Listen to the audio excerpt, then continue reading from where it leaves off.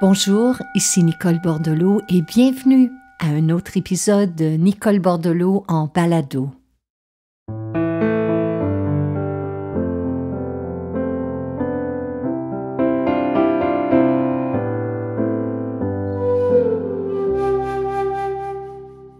Aujourd'hui, j'aimerais dédier ce balado à tous ceux et celles qui relèvent le vertigineux défi d'accueillir les changements et de changer notre monde pour le meilleur.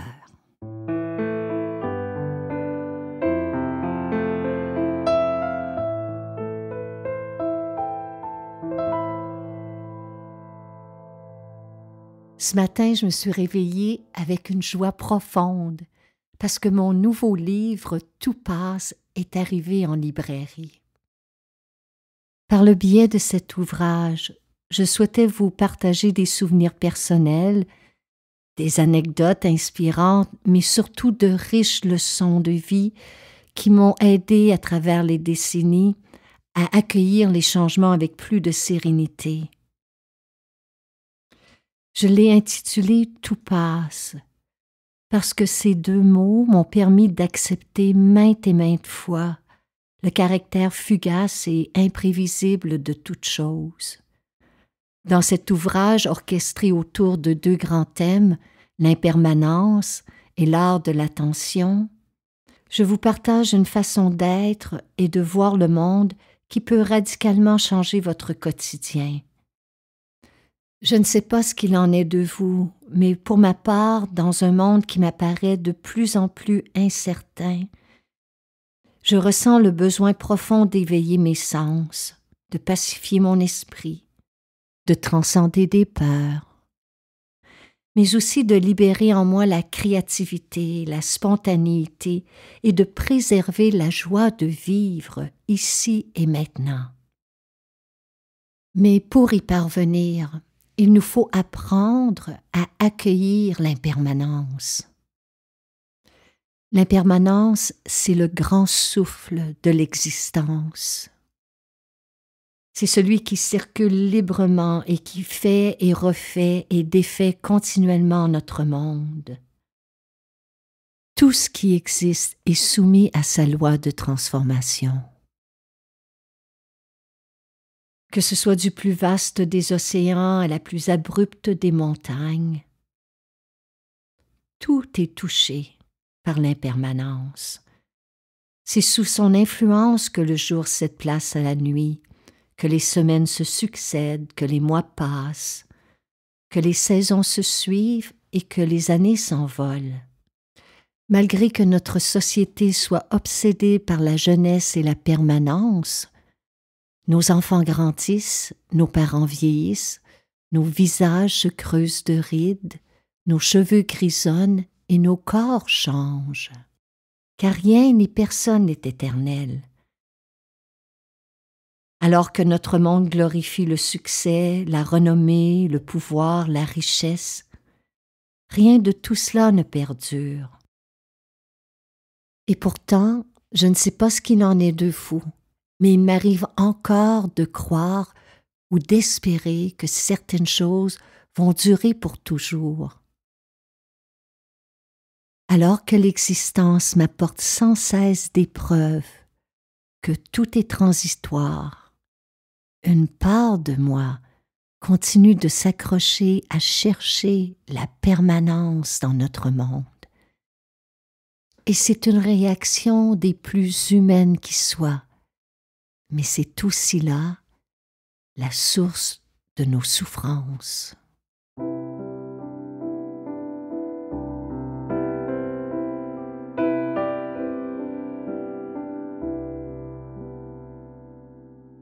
Je me rappelle que durant des années, cette fragilité de la vie m'angoissait littéralement.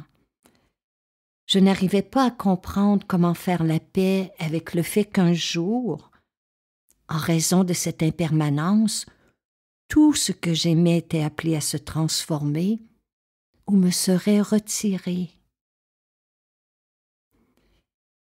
C'est parce que je n'avais pas compris l'aspect plus profond de cet enseignement.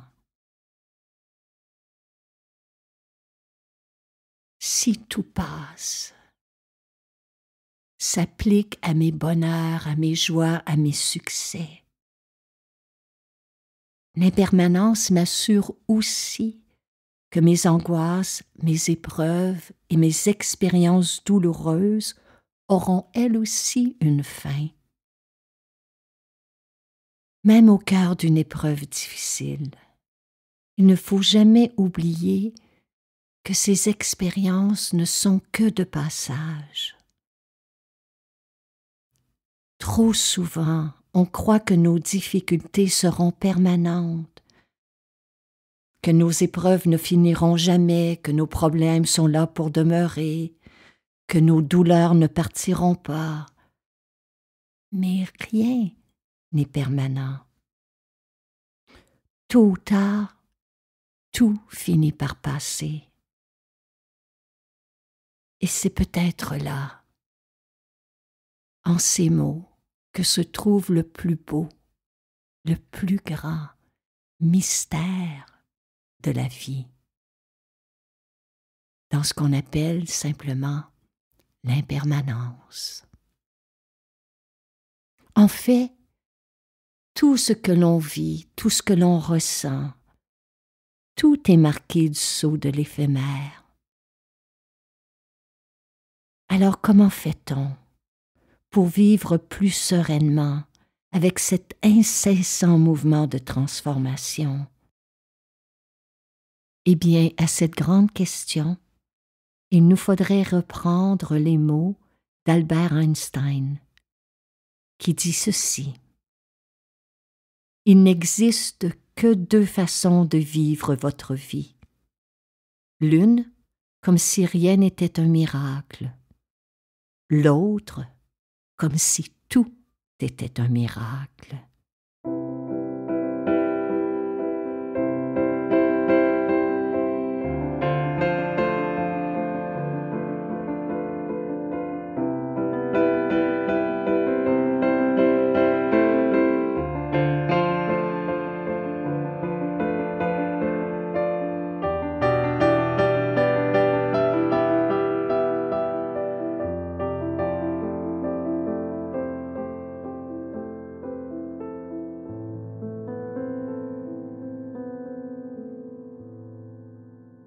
Si vous le permettez, j'aimerais vous lire un passage de Tout passe. Pendant quelques instants, une pluie forte est tombée. Maintenant, plus rien. Sur la grande table de bois blanc devant moi, mon carnet est resté ouvert sur une page inachevée. J'arrive à cette étape de la vie où je refuse de m'acharner. Rien de l'impermanence ne s'écrira ce soir. Tenter de brosser un tableau de ce mouvement perpétuel de l'existence, c'est comme vouloir peindre une image à la surface de l'eau. On peut posséder les plus beaux pinceaux, les outils les plus sophistiqués. Rien ne s'y imprimera. Le vertigineux temps touche et retouche tout ce qui a été, tout ce qui est, tout ce qui sera. À quoi bon s'obstiner à vouloir décrire l'impermanence, à vouloir la dépeindre sur papier? Elle est ici, partout, ailleurs, toujours en mouvement. Elle nous échappe continuellement.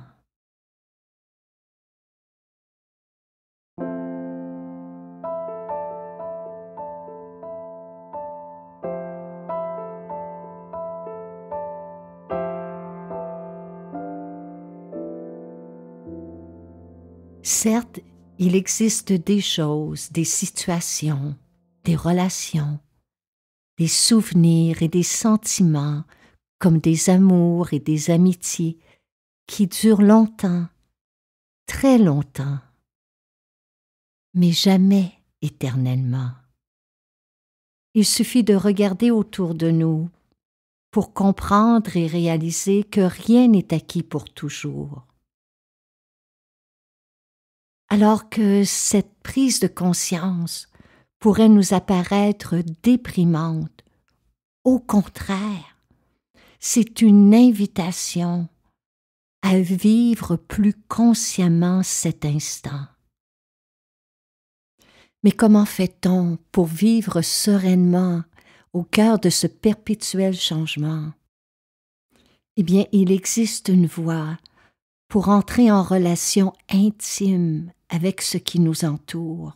C'est une façon d'être au monde qui permet de cultiver un sentiment d'unité avec les autres, tout en nourrissant notre propre vie intérieure. Il n'y a pas de plus bel apprentissage que celui de l'art de l'attention, car il conduit directement à l'acceptation du changement et de l'impermanence. En ce sens, être en pleine attention, c'est accueillir ce qui est. L'attention est une faculté de notre esprit beaucoup plus vaste, plus ouverte, plus réceptive que la concentration. Lorsque notre esprit est pleinement attentif, nous sommes présents à tout ce qui est, à la fois dans notre monde intérieur et dans celui qui nous entoure. J'aimerais vous en faire vivre l'expérience dès maintenant, tout en continuant de m'écouter. À l'instant même, vous pouvez faire l'expérience vivante de l'attention. Alors, tout en entendant ma voix, il n'y a aucun effort à faire que celui d'être là pleinement où vous êtes. Ne changez rien. Puis tranquillement, déplacez votre regard autour de vous s'il vous est possible de le faire. Et tout en m'entendant, portez une attention à ce qui vous entoure. Les formes, les couleurs, les textures. Et pendant que ma voix vous parvient, vous pouvez même sentir la connexion de vos pieds avec le sol, ou celle de vos fessiers avec la chaise qui vous porte.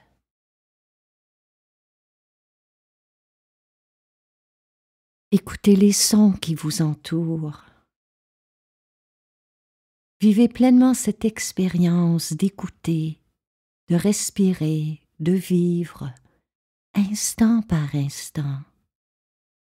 Éventuellement, vous éprouverez une sensation d'espace en vous-même.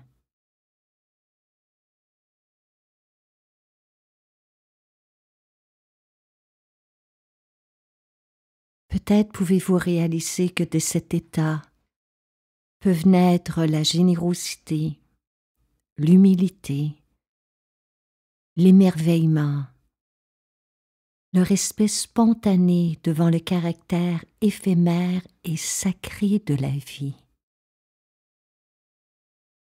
C'est la raison pour laquelle on ne devrait pas réserver l'art de l'attention à une séance méditative, à une marche contemplative ou à une classe de yoga, mais en faire l'élément fondateur de notre vie entière. Laissez-moi vous donner un autre exemple qui s'applique à notre vie de tous les jours. Je sais qu'à première vue, ça peut paraître banal, mais en raison de la crise sanitaire en cours, nous devons nous laver les mains plusieurs fois par jour. On pourrait le faire machinalement, mais ce serait une occasion ratée de pratiquer l'art de l'attention. Par exemple, avant d'ouvrir le robinet, nous pourrions marquer une pause, si brève soit-elle, pour prêter attention à notre corps. Est-il tendu ou détendu? Notre esprit, lui, est-il calme, distrait ou agité? Tout en respirant naturellement, nous pourrions sentir la solidité du sol sous nos pieds, écouter le bruit de l'eau, ressentir sa température et la texture du savon entre nos doigts, humer l'arôme qui se dégage de la mousse quand nous frottons nos mains. Puis, juste avant de refermer le robinet, nous pourrions prendre 1 ou 2 secondes pour savourer avec reconnaissance le simple fait d'être vivant. En d'autres mots, pourquoi ne pas faire de ce geste quotidien un acte de pleine attention, de pleine conscience? Un tel état de présence peut transformer un geste quotidien devenu mécanique avec le temps en un véritable rituel.